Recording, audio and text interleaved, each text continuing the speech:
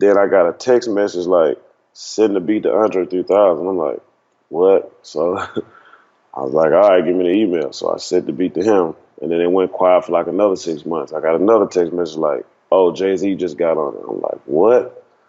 So it went quiet for like another 3 months. And it was like, they don't think they go put it on the album. I'm like, oh, man, that's bombed out. Like, those some major names.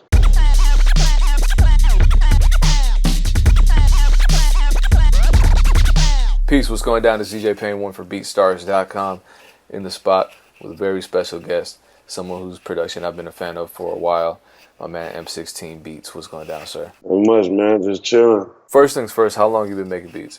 I'm 33 now, so kind of like, I say we push around like 14, 15 years. Fair amount of time. Yeah. Wow. It's been a while. So you made a good amount of beat making videos years ago, right around the time leading up to the big Jeezy record. And I'd say more than the average producer, and they were multi-platform too. So you used gear, including the Miko, you used the FL Studio, you used even Beatmaker 2 for iPad. Which DAW are you using right now? Right now I'm on FL20, but yeah, I'm familiar with pretty much everything. So I was gonna say, you still use any mobile platforms for production? when I don't, sometimes when I travel, like I be mindful of taking my laptop everywhere. So I use Beatmaker 2 and GarageBand on my phone, just to kind of get some ideas down and stuff like that. So. Are you using FL on Mac platforms still, or are you using PC? Yeah. I had a PC that I was using, and it just crashed on me. So when they came out with the one for Mac that was running stable, then I went ahead and just used it on Mac. And you notice a pretty big difference in stability. Yeah, it runs pretty smooth. The only thing I don't like is the favorite folders. So I got to really kind of navigate through a lot of my folders to get to certain stuff. But other than that, it ran pretty smooth. Aside from that DAW, what are some of your favorite VSTs or kits to use? I was back and forth off of Omnisphere, but now I'm starting to like it again. Of course, Contact always been one of my favorites because all the sounds you can get for it. I like Diva, this plugin called Diva. I like that for like a lot of my leads and stuff, and I like Hive. I like this plugin called Hive too. I feel like I've seen Hive advertised, but I've never tried it out.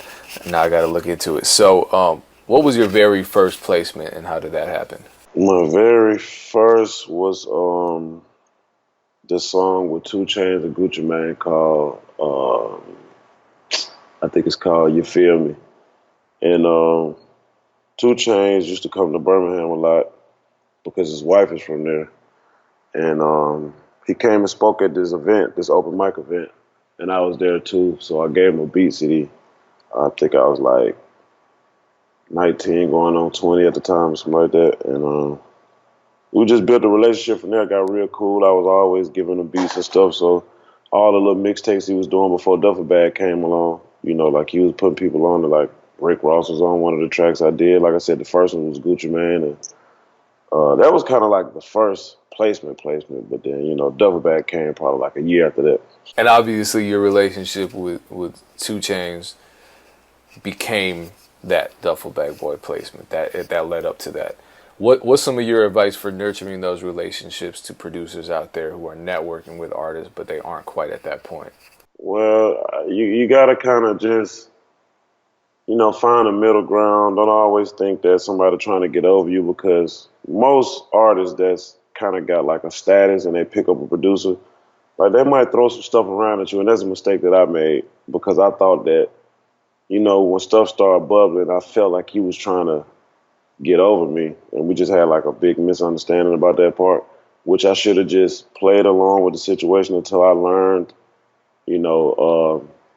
information on my own, as far as percentages, knowing how to get my own lawyers, knowing how to you got to learn how to, acquire information as you grow with an artist versus like, oh, he trying to get over me, I'm out. You know what I'm saying? So that's how I feel about those situations. Just, go along with it and grow and learn at the same time. And then, everybody's first situation won't be the best situation sometimes, but eventually it'll become where, you can have the best situation after you leave that situation. So let's talk about good situations.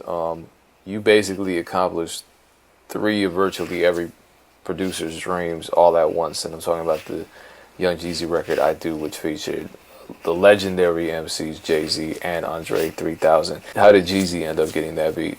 I used to do beat battles a lot down here in Atlanta, and the word got out that I was this kid from Alabama that just was smashing the beat battles, and so DJ Toon showed up. Was like, man, people keep saying your name, so I had to come see for myself. So me and him built a relationship, real good relationship, and I pulled up on him one day playing some tracks. He's like, man, just leave me some stuff. I play them for people. I'm like, all right, that's cool.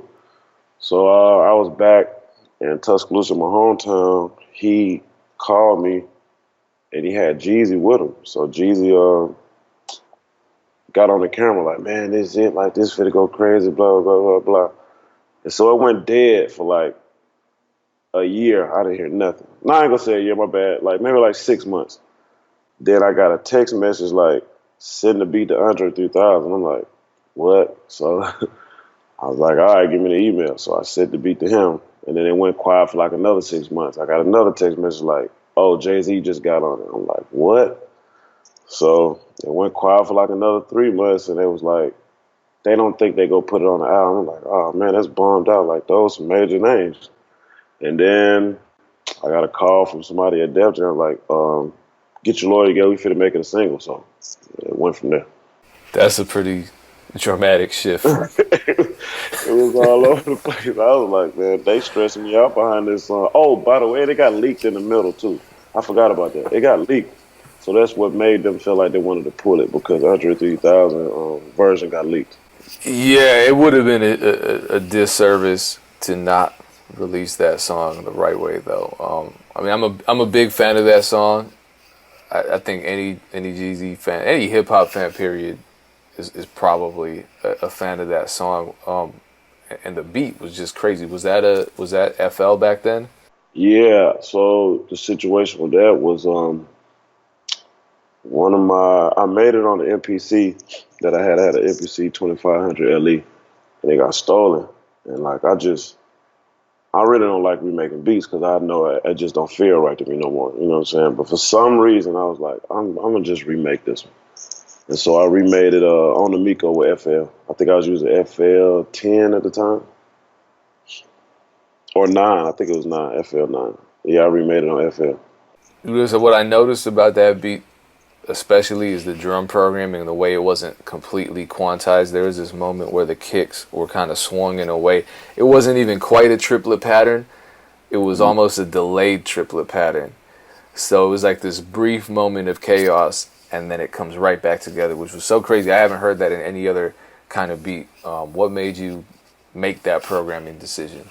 Sometimes when I find a sample that just feel good, like a perfect 4 or 8 bar loop, and I ain't did too much crazy chopping, I'm like, well, this is already pretty much normal for our sampling, so I got to do something to throw it off. You know what I'm saying? So that's what make me do drums like that. If I find a good sample that I just don't want to mess, it just sounds perfect to me. I throw a little spice on my drums, so it's just a feeling thing. Yeah. But correct me if I'm wrong, Duffle Bag Boy wasn't a sample, was it? No, no, no, no, no. I made that in Reasons. Okay, the Reason has a pretty good organ sounds. But even that one, you did some pretty crazy stuff in terms of drum fills. Or, during an era where very few rap producers were adding drum fills that were more along the lines of something you would hear in like a classic rock song. Right. Yeah, I was a big fan of Tom's and just the music that I listen to and kind of like pretty much study is just older sounding songs, older sounding samples, and they, whoever play their drums, like I kind of always had that in my head. So I'm like, I'm gonna try to figure out how to blend that with, you know, the rap style type of stuff. So that's why I like drums, the drum toms and certain crashes, and something to give it like a live feel. So that's what I was going for. Plus, I was in beat battle mode. That was a beat I made for a beat battle. I can see that. Yeah, and I think that's a mistake that a lot of producers make nowadays. Whereas before, the previous era of beat battling, you know, like when we were battling, Mm. you would see producers make some of the most over the top intros, some of the most over the top fills, where you look at it and you think that's not even necessary, but that's what you got to do to win, because it's you know, the person with the most impressive, crazy left field moves is the one that's going to stand out. So I just found a little middle ground in it, and made it right. So what's some other advice you can give to somebody who's considering entering a beat battle today? Mixing, man. I see a lot of kids get into the battles. The beats could be cool, but it's like for some reason they don't take time to mix. Because the first time I battled, I went and watched a few. I was listening to how everybody's stuff sound, and I'm like, I'm not getting in it until it hit a certain way or something. Like it just because that could kill the track. Like a lot of tracks be dope. It's just the mixing. You know what I'm saying? So I think they need to focus on mixing and try to be left field. Like I hear a lot of beats that just sound like what's out now, as far as beat, but like, it's lacking the creativity. But Cino got his last beat battle was pretty cool. It was only one person. Everybody else sounded like they copied Metro. Everybody else. It was only one person that really sounded like he took the time out to study how like to battle with his beats. Do you remember who that person was? I can't remember his name, Oh, man. I was mad It's, because I missed that battle. That was the one that was during the week of A3C, right? yep, Yeah, yep. yeah, I was supposed to. He invited me, and then I don't know. I don't want to talk about it. It made me sad. So back to the mix, because I was going to ask you this question anyway, and I have a little more insight into your mixing process since we started collaborating on tracks. Honestly, thanks to BeatStars. But I listen to a lot of producers' beats. You know, we do reviews, we do the mentorship thing with the Music Entrepreneur Club, and one thing I notice about most of them is that the mix problems usually have to do with the low end, and the low end has a lot of mud, and you know, so that prevents the kick from hitting the way it's supposed to, from penetrating the mix, and it creates problems with the sub, and it fights with the other instruments. So what advice do you give to producers to improve their low end with regard to the mixing process? I don't know if everybody go by this, but it's like my own little theory, man. Just turn it down. They just crank it, blast it, trying to just turn it down. If you turn it down enough and you just gotta find a kick. Like I don't really EQ kicks like that, so I just find a kick that can really go well with the low end. So I look at it, make sure it ain't distorted, make sure it ain't peaking all crazy. I just turn it down enough until it sounds clean, and then I fit everything else around it. I don't really do too much crazy EQing or whatever. I just, like I said, I just turn it down. Do you have a reference sub in your studio? Yeah, I got the HS10, the Yamaha HS10 I use. So, yeah, And did that help improve the mixes? man, to be honest, I touch the speakers. It don't matter what speaker I'm using. I just touch it, and if it feels a certain way, then I know it's cool. Like I use a Beats by Dre beatbox Mm, like 80% of the time to make beats. Like I rarely go to the studio to mix them. I mix them straight from off the beatbox. that's that's not an easy thing to do. Nah. All right, so let's get into the elephant in the room. So you were nominated for a Grammy. You have a hit singles with legendary rappers, and now you are putting beats online for the public so that they can license them. What made you join BeatStars and make that decision? I had a website, and it was doing good. Like a lot of people was going there buying beats and stuff all the time, and it got hacked. But before it got hacked, I couldn't keep up with the guy who could update it and take the beats on and off. Of course, you're not gonna tell me how to do it because I have to pay him to do it, and so he was just giving me the runaround too much. So I just needed a system to where like I think this track would be cool. I want to load this up right now. And then also thanks to you for putting me on to the situation. But that BeatStars is perfect for that situation for me because like I don't know how to do coding and all that. That ain't my lane. So I need to be able to load up something when I feel like I want to load up something. You were one of those producers that was in the industry that was an early adapter to online beat licensing. I remember seeing your site up, I think as early as, was it around the MySpace era still, like 2008, around then? Yeah, around the MySpace. Yeah, I used to have beats on there all the time. Yeah. I think it's funny because that was during an era. I mean, even now you still see the pushback and the stigma from a lot of producers that are our peers in the industry that say, no, I'm not trying to put my beats on the internet. That cheapens their value. That compromises my ability to get placements and stuff. Obviously, I'm interviewing a lot of people who do both. You're certainly one of them. Did you notice that you got any kind of pushback at the time when you started that beat store? Nah, I mean, it just was another way for I guess like certain artists that couldn't like just get in front of me. It was just another way for them to get to my tracks. Like I really never had a pushback from it. Like it worked out in its own way.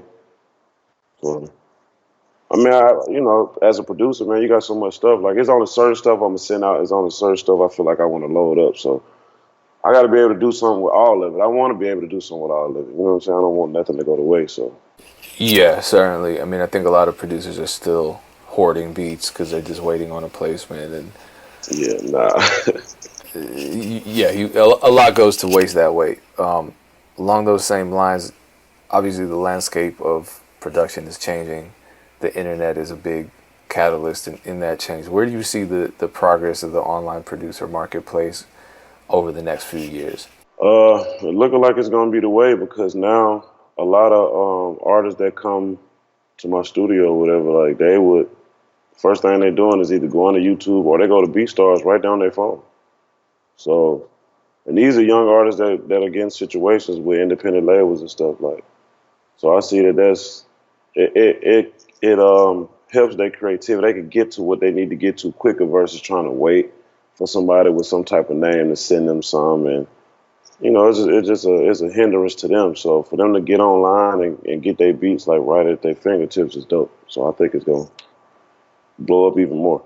So how does somebody get M16 beats right at their fingertips? M16beats.beatstars.com, right? Yeah, that's it. Got it. How do people follow you on social media as well to get regular updates? M16 Beats on Instagram, M16 Beats on Twitter. That's pretty much it. Appreciate you taking your time to sit down, share your experience, share your wisdom. It's all good, man. I appreciate the opportunity. Yes, sir. Much continued success to you. We'll check in with you soon. Appreciate you. Yes, sir.